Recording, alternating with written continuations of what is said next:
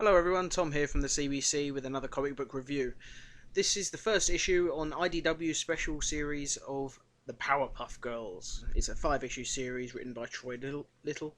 And first off, issue 1, I thoroughly enjoyed. It involves essentially the city of Townsville is on fire.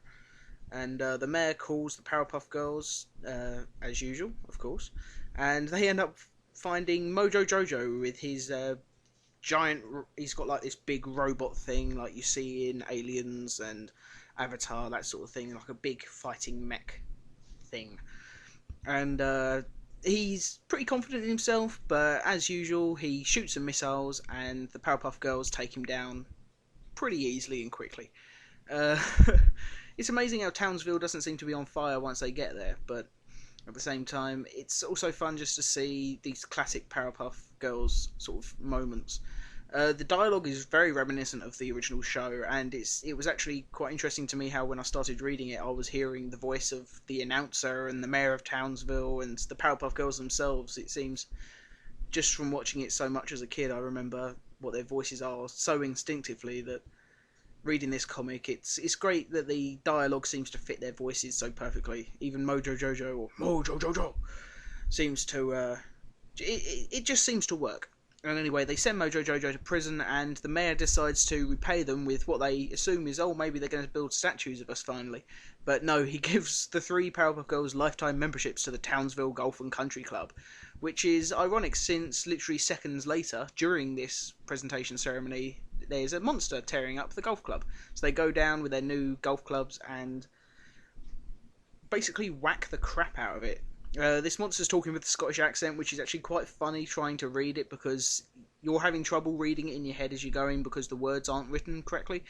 And it almost just the way you have to read it almost puts the Scottish accent in your head. You don't even have to be told at first that it's a Scottish creature because the way the dialogue is written is so well done that you just kind of get it.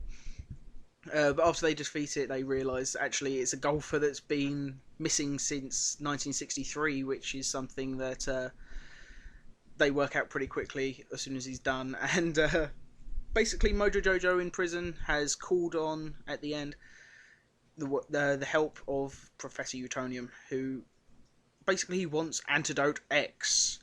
And that's where they leave it to be continued. And I'm going to move straight on now to my review of issue 2. So Mojo Jojo, with a lot of frustration having been defeated by the Powerpuff Girls time and time again and made to look like a fool while doing it, has decided that he does not deserve this gigantic brain of his. And so Professor Utonium is going to help him out by removing the brain, maybe? We'll have to see. I'm not going to spoil everything for you, but especially since this is now part 2. It's quite ironic when it's quite dark how they're going to do it. Like, they strap him into what looks like an execution chair within a glass cage, and it's that's one of the things that's always been great about this show. They mix in some very dark adult humour in with these shiny children-like art style. So in a very PG-13 or, well, universal way, there's absolutely no gore or anything like that. The gas chamber fills up and he comes out and he's just regular Jojo again. He's a sweet little monkey, but as the Powerpuff Girls take him home, they realise that actually he can be quite a handful. He starts a food fight within minutes, and although he's cute and sweet, they seem to have more trouble actually stopping him from doing this stuff, and he seems to be causing a lot more destruction as an idiotic chimp. But they manage to stop him. Obviously they manage to pick him up by his underwear, strangely. He's wearing a little diaper. And essentially, basically, even though he's not this criminal mastermind, and even though he is causing so much destruction, the Powerpuff Girls decide that actually they might enjoy having a pet chimp.